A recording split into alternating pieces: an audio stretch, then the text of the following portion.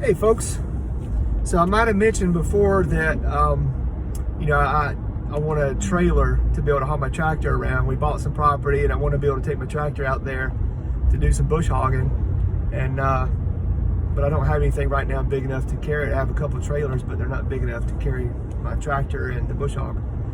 So I've been looking at them for a long time and going back and forth, and I really wanted as small a trailer as I could get away with, because I just didn't want to have to deal with a big long trailer. But the more I think about it, and I measured my tractor with the bush hog with my loader bucket down. Of course, I had my loader bucket level. I didn't have it curled under, and it was a little over 20 feet. It's almost 21 feet long. So I'm like, there's no way I can get a 16-foot or even an 18-foot trailer without having my bush hog hang off the back end of it. I mean, I guess I could, I don't know, maybe I could drive over it and put it in the middle or something like that. I've never thought about that, but I guess that would be a possibility. But I don't want to do that. I want to have it hooked up, ready to go. When I load my trailer, when I unload it, it's ready to go.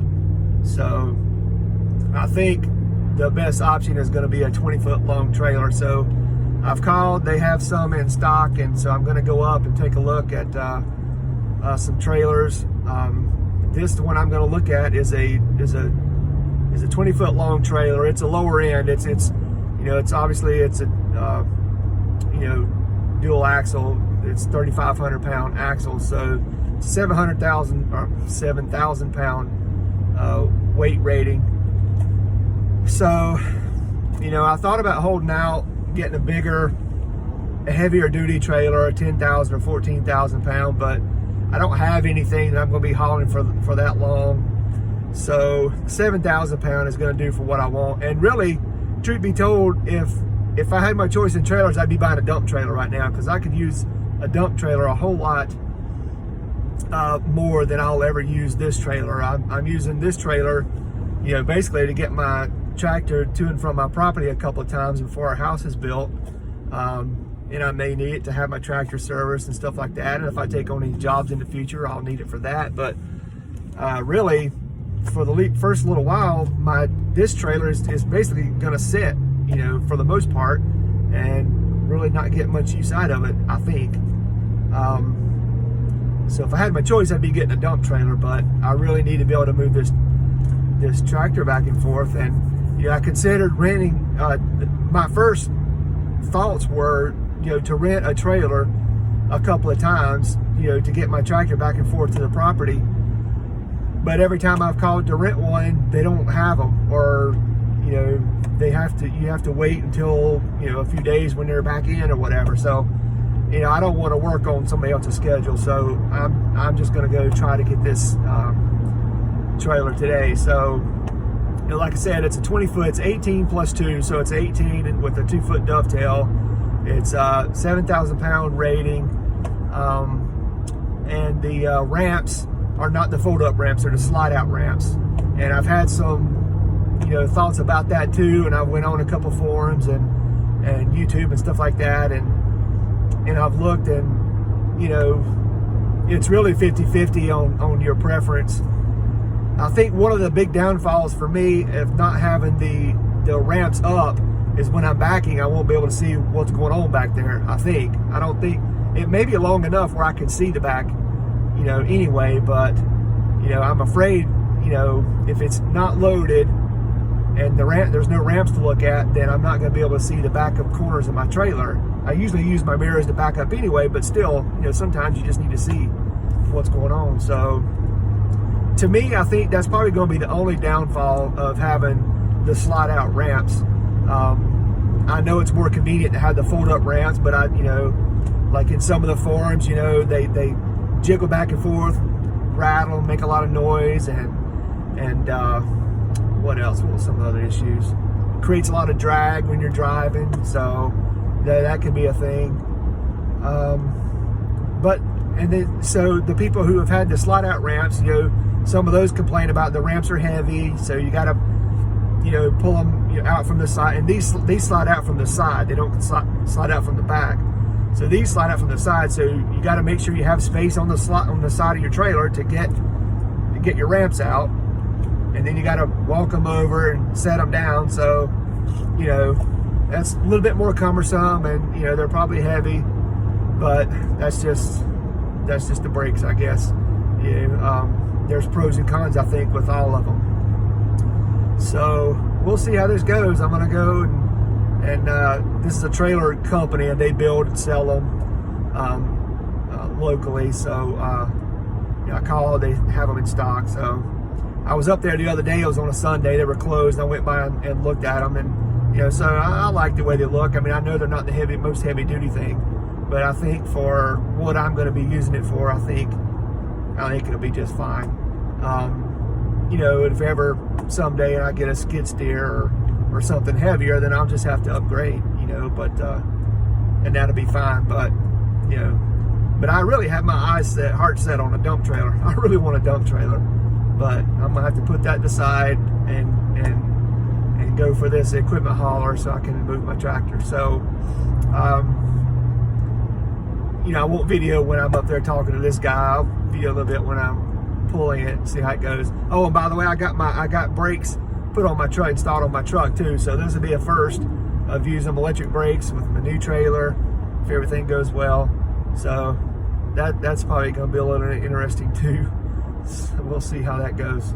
So, and this trailer, by the way, has electric brakes on both axles. He says. I'm gonna confirm with him when I get there. But his ad said it has brakes on both axles, so I'm glad about that. So we'll see. So when I get it home, I'll talk about it, go over it, and talk about how much I paid for it and all that good stuff. So stick around if you want to see my trailer. All right, talk to you later. Oh, and before I get there, I had one other thing that I've been thinking about is, you know, I'm thinking there's a weigh station, you know, en route from where I live now to my new property. And so I'm thinking, do I have to pull in the weigh station to be weighed, carrying a 7,000 pound rated trailer with probably a 3,200 pound tractor on the back with my Dodge Ram 1500? I read some things on the line. I don't remember the sources so I read some things online. You know, I can't remember the sources, but you know, I guess it depends on which state you're in. But you know, it said if you have a combined weight truck and trailer of 10,000 pounds, combined weight, I think said a combined weight rating is what the article said. Well, combined weight rating of my truck, this Ram, I think it's rated to pull 13,000 pounds. So by that standard, I'd have to pull in the weigh station, not even carrying a trailer. So I'm really confused about that. So if you know this, let me know. Do you have to pull into a weigh station? Now, and I think it has, you know, there's a difference if you're commercial or private or whatever. And as of right now, it's not commercial. So, especially when I'm going to my house system, bush hog and things like that. Someday it might be commercial, but who knows? But for right now, it's not going to be a commercial vehicle. So I don't know. I don't know if I got to pull in the weigh station to get weighed or not.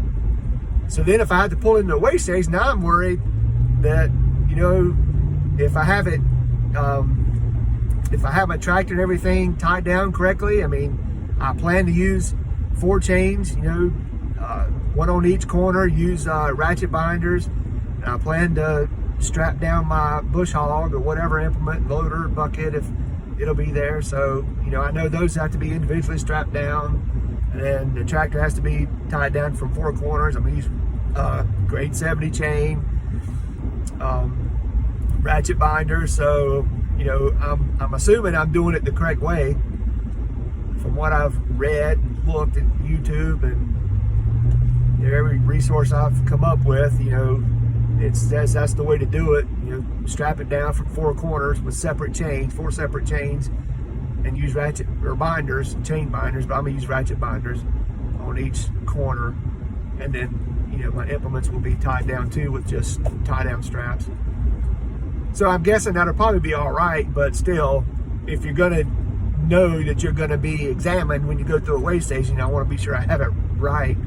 So, but I'd really like to just bypass that altogether. So, if you know, let me know. So, all right.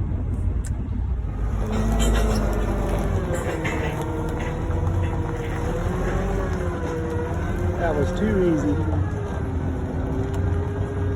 Too quick. Makes me nervous spending that kind of money that time.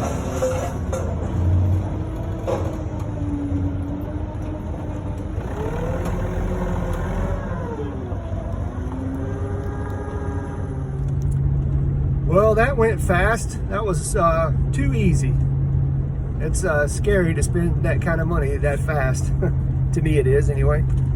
But so I got there and I had my intentions on buying a wood deck trailer, and the steel deck trailers were $400 more. So I figured, for that amount of difference, I might as well go ahead and get the steel deck trailer. I know the wood deck, you'll have maintenance and stuff like that. I don't know of any cons on having a steel deck.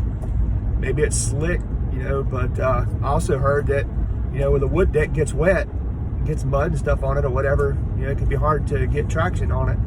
So maybe the steel deck turns out to be the best choice. I think it was. I'm sure it'll be more durable, no maintenance. I won't have to stain or paint it or anything like that. So, or replace boards. So I think I came out pretty good. I bet I was there 20 minutes. Went back there and I spent more time deciding on which one I wanted than it took to pay the man. So now I'm driving home. I got my electric brakes. Got those. I guess they're adjusted pretty well. Seem to be doing all right. They're set pretty high right now. It's on like I think it was on like 8 or something, but I don't know. I'll have to check it and see. But I think I got a pretty decent deal. I know prices of steel are high right now, so he told me that before all this, it would have been about $700 or $800 cheaper than what I paid. So he gave me a cash price. And, I thought, I was just thinking card, cash, it's all the same thing. I was just thinking, cash versus financing. So, financing, it would have been a 5% increase in the price. But I didn't have cash, so we looked at the bank. They closed at 4 o'clock, and it's 5 after 4 now. So it was like 20 to 4 at the time. And I wasn't going to be able to make it to the bank, so I had to pay them extra 3% to use my card, which I completely get that, because when I charge people, when they want to use cards, I got to do the same thing. So, so I had to pay a little bit more than what I planned to, but it's fine. I guess I could have waited and come back another day, but by the time I drove home and waste time, come back again, might as well just do it now. So it's all said and done. So now, when I get home, I'll show it to you.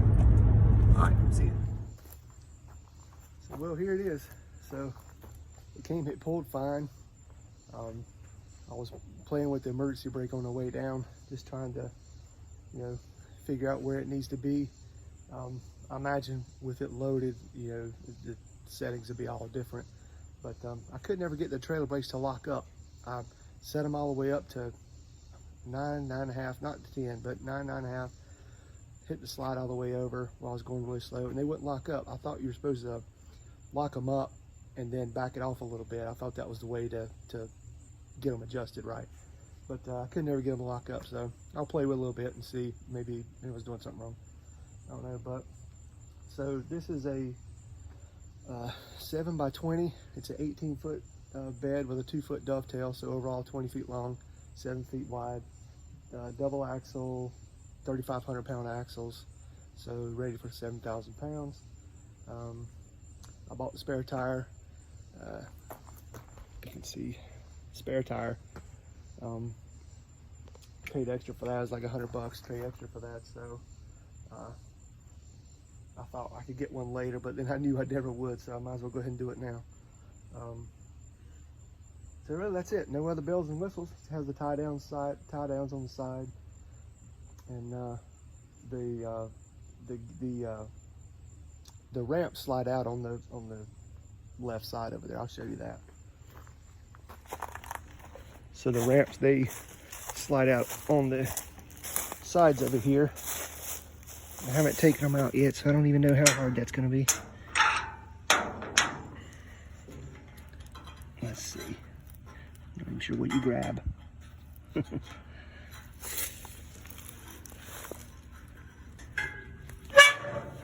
we are.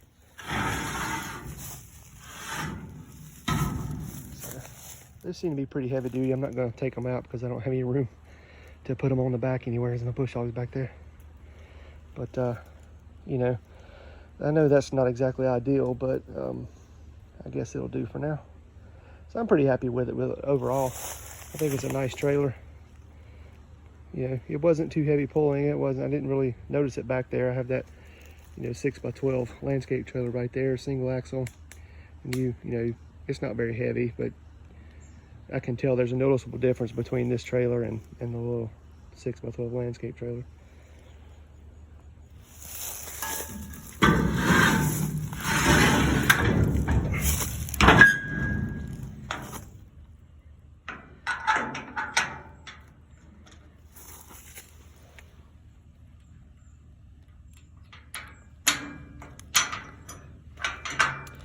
And there you have it.